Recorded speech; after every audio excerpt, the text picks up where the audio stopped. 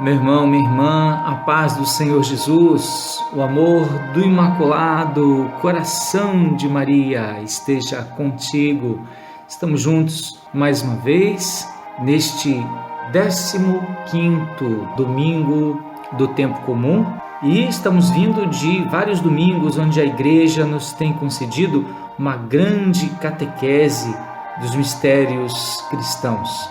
Pentecostes, a vinda do Espírito Santo, depois a Santíssima Trindade, o mistério central da nossa fé, Corpus Christi, a presença real de Jesus na Eucaristia, Sagrado Coração de Jesus, um coração divino e humano que nos ama.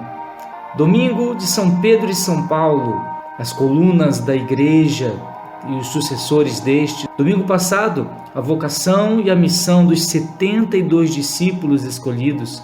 Vemos neles os auxiliares dos apóstolos e, por isso mesmo, os presbíteros, que são aqueles que auxiliam os bispos na sua missão. E hoje temos a parábola do bom samaritano, onde vemos a imagem bela da ação curativa de Cristo e da Igreja para com o homem caído à beira do caminho, que é a humanidade inteira, ou seja, aquilo que Cristo e a Igreja fazem para reerguer o homem caído na sua miséria. Muitos comentam esse texto mirando exclusivamente o mandato de Cristo para que praticássemos obras de misericórdia. É uma interpretação válida, sem dúvida. Porém, Santo Agostinho vai mais além e comenta que este que caiu nas mãos dos assaltantes é a figura da própria humanidade, encabeçada no seu antepassado Adão. Na primeira leitura de hoje, vemos esse mandamento do Senhor: converte-te para o Senhor teu Deus com todo o teu coração, com toda a tua alma. O coração, diz São Vicente Pallotti, simboliza a vontade do ser humano. Muitos de nós já perceberam com a inteligência e com a vontade que não pode viver sem Deus, sem a sua graça.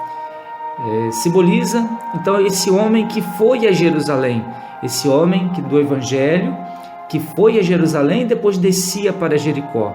Por que foi a Jerusalém? Porque sabia, lá é a cidade do culto, a cidade que está nas montanhas, geograficamente, na Judéia, temos aí Jerusalém nas montanhas, Jericó, uma cidade da planície. Então, verdadeiramente, geograficamente, ele desceu de Jerusalém até Jericó, estava no caminho de Jerusalém a Jericó. Mas o problema é que ele simbolicamente estava também espiritualmente descendo, ou seja, descendo das coisas do alto para simplesmente as coisas mundanas. Isso aqui é o símbolo desse caminho de descida de Jerusalém para Jericó. Geograficamente, o próprio Cristo, nosso Senhor, também desceu. Ele que com Maria e José visitaram Jerusalém várias vezes na época da Páscoa. Porém, Jesus, Maria e José subiam a Jerusalém para o culto divino, mas ao descerem para Nazaré, eles conservavam a sua mente e o seu coração em Jerusalém, ou seja, nas coisas de Deus. Assim, o homem, ele cai nas mãos dos assaltantes quando, descendo do culto divino, das coisas de Deus, onde ele sabe que está a sua vida, ele se deixa enredar pelo pecado, pelas coisas deste mundo. E os ladrões, que são imagem dos espíritos malignos, deixam este homem quase morto. Por que diz a Escritura quase morto? Porque o ser humano é corpo e alma. Ou seja, se o pecado deixa a alma morta e só o corpo vivo, o ser humano está meio morto. E é assim que os padres da Igreja comentam esta passagem do bom samaritano. E ali o sacerdote do Antigo Testamento e o levita passam e não socorrem. Veem o homem caído na beira do caminho, meio morto, mas passam adiante. O que significa isso? Significa que a lei e os profetas, ou seja, o Antigo Testamento, viam o homem caído no pecado, no mal, mas não tinham força para reerguê-lo. Ainda o Cristo não tinha derramado o seu sangue na cruz para que esse homem caído à beira do caminho fosse reerguido da sua situação. Então, simplesmente, os padres da igreja comentam que não é simplesmente uma má vontade, mas também uma incapacidade. O Antigo Testamento via a situação do mal, do pecado, mas não tinha a força da graça do Cristo para ir curar esta humanidade. E esse samaritano, de Santo Agostinho, que desce também por esse caminho, é o próprio nosso Senhor Jesus Cristo.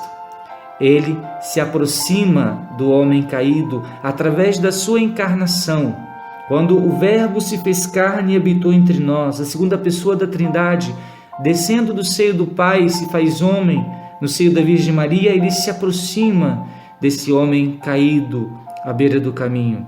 Se aproxima e vê, se compadece e derrama o óleo da unção, o óleo da sua humanidade. Geralmente nós somos admitidos no santo batismo sem nenhum merecimento.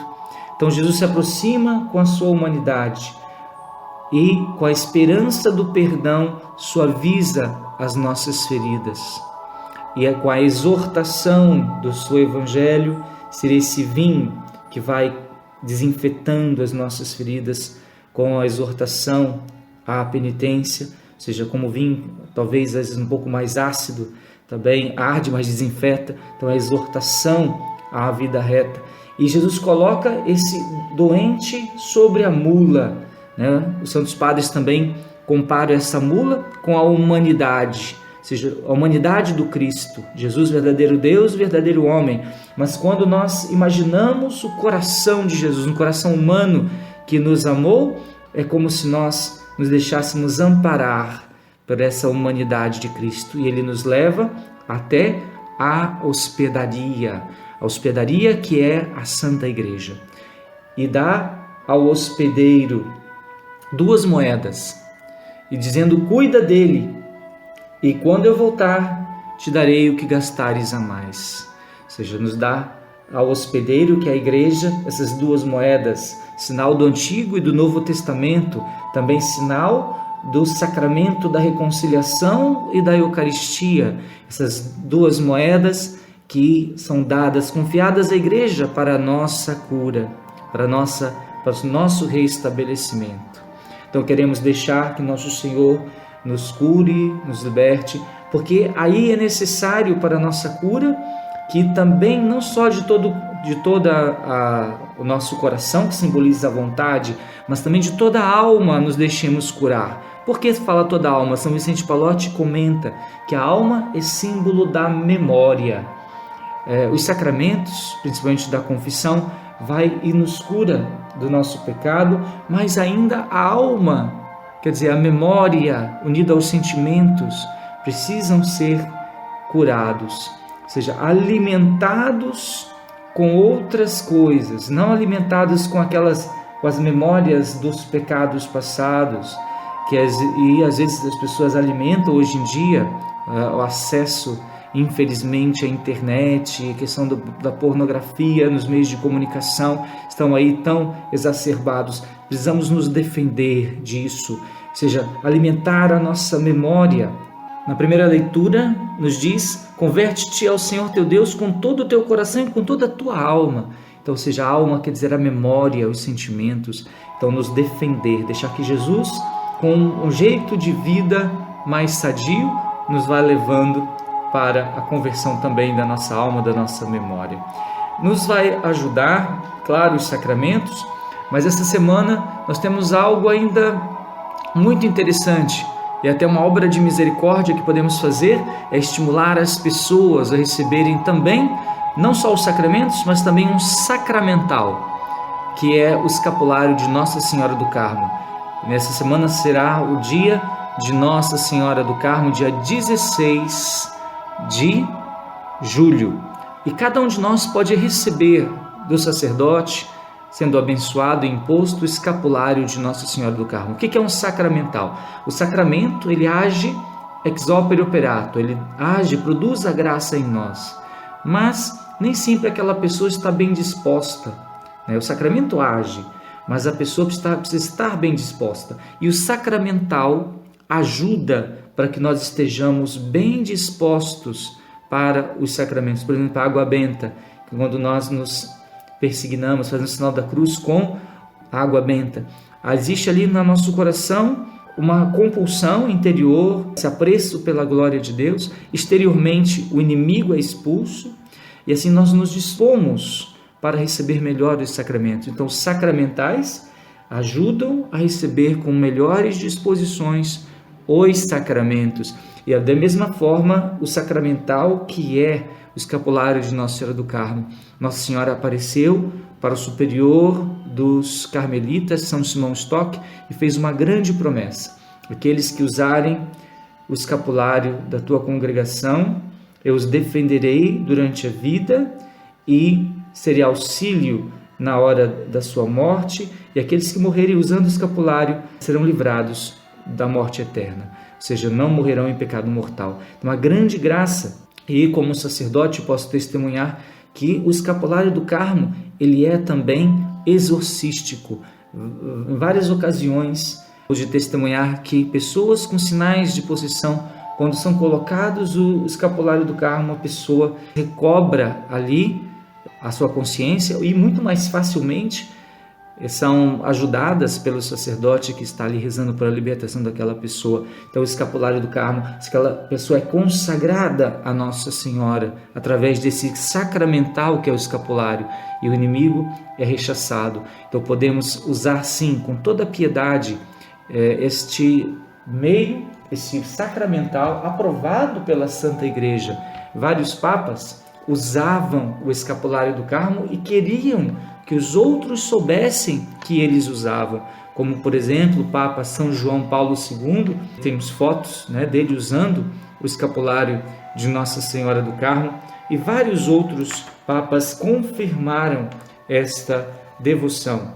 O Papa Pio XII, na carta dirigida aos carmelitas de 11 de fevereiro de 1950, em preparação do 7º centenário da entrega do escapulário a São Simão Stock, escreveu que entre as manifestações da devoção à Santíssima Virgem devemos colocar em primeiro lugar a devoção do escapulário de Nossa Senhora do Carmo, que pela sua simplicidade e ao alcance de todos, pelos abundantes frutos de santificação, se encontra extensamente divulgado entre os fiéis cristãos. Seja o Papa Pio XII e tantos outros papas que nos estimulam a esta devoção. Podemos fazer essa semana, então, um grande apostolado, convidando os familiares, vizinhos, as pessoas, para receberem na Santa Missa do dia 16 de julho esse sacramental, que certamente nos ajudará no caminho da nossa cura,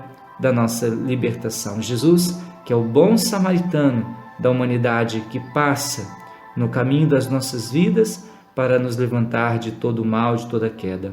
Jesus também disse: vai e faze o mesmo.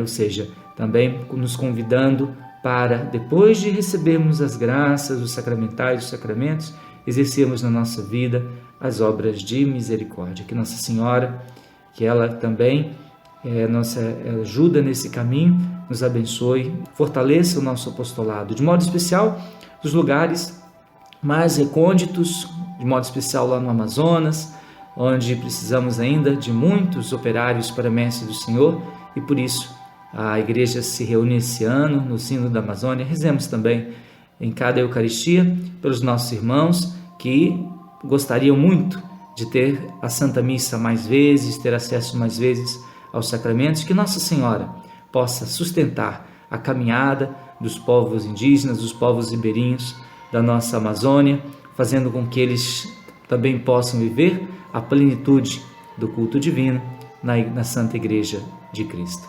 E a ti, meu irmão, minha irmã, a bênção de Deus Todo-Poderoso e Misericordioso, Pai, Filho e Espírito Santo, desça sobre vós e permaneça para sempre. Até o nosso próximo encontro, se Deus quiser.